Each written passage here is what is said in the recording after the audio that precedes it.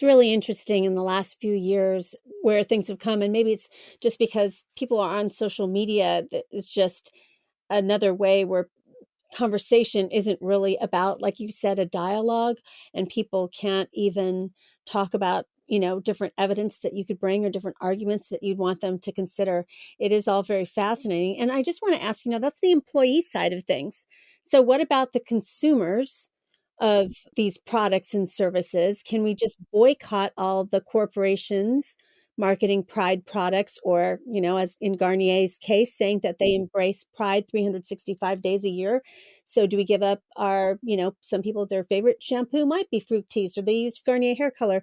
The other question in the past was, it used to be the shoe on the other foot, right? Before, I guess, even Chick-fil-A has entered the fray with Pride. But before that, they were known for being closed on Sundays. And then they actually had people from the queer community boycotting them, showing demonstrations and things like that, because they thought they were a conservative Christian corporation with roots. And so they were saying everyone boycott Chick-fil-A, and then all the Christians went to Chick-fil-A. So how can we, it's like head spinning.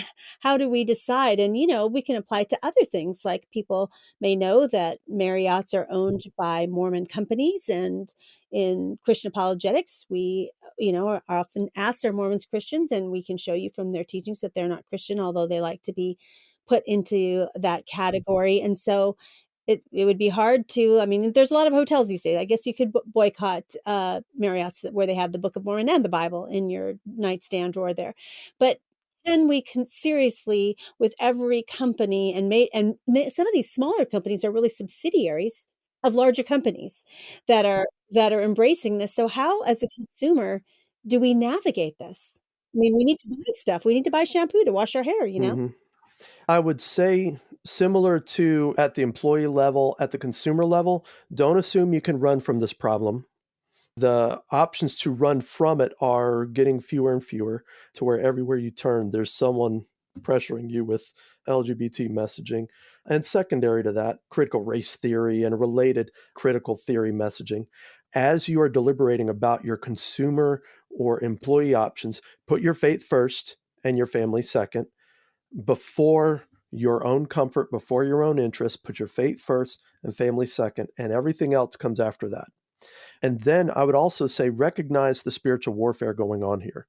When you realize you are at war, you stop walking around in that field like it's a walk in a park, and you start running like you're in a football game, or like you're in combat, to be more explicit, because spiritual warfare isn't a metaphor. It's literal. We are in spiritual warfare. It's just the masks have come off, and you're seeing more clearly what's at stake right now. So because it's spiritual warfare going on, you have to think like a soldier. You have to think in terms of what you're buying and where you're working. Think like a soldier. Is this going to advance the cause that I believe in? Is this going to give the enemy ground? And so with that in mind, you can't really boycott every woke corporation out there. That's too impractical, unless you have the means for subsistence living and you do have a good tract of land and you're able to live off the grid. If you can pull that off, fantastic. We probably need more folks that can do that. But it's, for the most part, it's too pervasive to avoid and boycott all woke corporations. You still can boycott some. Your money is still your voice and your vote. It's not all of your voice, but it is a voice of yours and it's your vote. And so try to, within reason, try to vote for what you believe in. Use your money towards goods and services that you believe in. Pick a few representative organizations, especially ones that you think are ideologically committed to these bad ideas. They're not just virtue signaling, they believe in it. And you can make a difference, especially when other people who are like you start doing the same thing. Potentially, if consumers get smart about this, we can turn the clock back a little bit on this whole stakeholder capitalist abuse that we're seeing in the form of ESG and corporate equality index. We can turn the clock back a little bit to the shareholders era, where they had to say, hey, we still have to sell a product. And if people aren't buying, then none of this appeasement that I'm doing for all these corporate customers really amounts to anything. I need to keep my consumer level customers happy too. And so with Bud Light, we're seeing that. And now it's become a catch term. Target got Bud Lighted. They're getting the Bud Light treatment because folks are realizing just how devastatingly stupid a decision it was for Bud Light to try to expand past that frat boy culture and try to market more to the LGBT crowd when that wasn't their primary customer base. And they were going to get a lot of flack for doing it. They should have had every reason to expect that to happen, and yet they did it anyway. And if different corporations, businesses, service industries realize what kind of power the consumers can wield when they line up on something, they'll have to respect us. They'll have to respect what we do. And we don't have to be violent. We don't have to be mean-spirited. We don't have to compromise our testimony. We're just being strategic in how we vote with our voice and with our money. Don't miss out on getting your own copy of a very special double issue of our last print issue of the Christian Research Journal. It's a collector edition and the last one before the journal morphs into an exclusively online magazine. And this is an issue that is covering the relentless daily drumbeat of social activism, which is opposing a Christian ethic and bombarding our culture with daily messaging.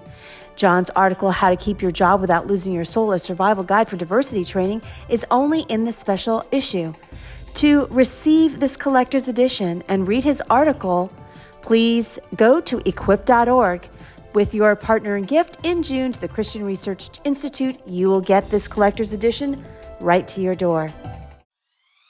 Stay connected with the Christian Research Institute and all the new content we have coming your way. The best way to do that is to head on over to our website, equip.org.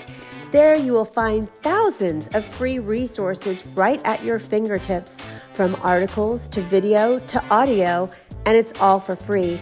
You'll find our podcasts hosted there, as well as the Bible Answer Man broadcast, which is hosted by CRI President Hank Hanegraaff and streams live every Monday through Friday at 6 p.m. Eastern. In addition, you don't want to miss out on subscribing to Hank Unplugged, which is the podcast of Hank Hanegraaff. And it's in that podcast, he has really in-depth, free-flowing, essential Christian conversations with some of the most interesting, informative, and inspirational people. And in addition, he has a new series on his podcast feed called Hank Unplugged Shorts, which Hank goes into the headlines in the mainstream media and refutes a lot of those cultural issues that we have in these short podcast episodes. And there's quite a few of them. You don't want to miss out on them. Now, if you want to find some of this at other places where it's all in place, really subscribe to our YouTube channel. It's a great way to get all of our content there, our podcasts there, and different individual questions theologically that people have that Hank answers at our YouTube channel. Now, you might be thinking to yourself, I don't know how to subscribe to YouTube. I don't have a YouTube account. Well, actually, you might just have a YouTube account. If you have a Gmail address, you have a YouTube account. Just log into YouTube with your Gmail address and search for Bible Answer Man channel, and please become one of our subscribers. In addition, if you see that bell icon right there on our front page, please click that, and every time that we have new content, you will receive a notification that new content is up on our channel for you to be able to consume. So thank you so much for the ways in which you partner with the Christian Research Institute. We are grateful for you listening and reading and watching.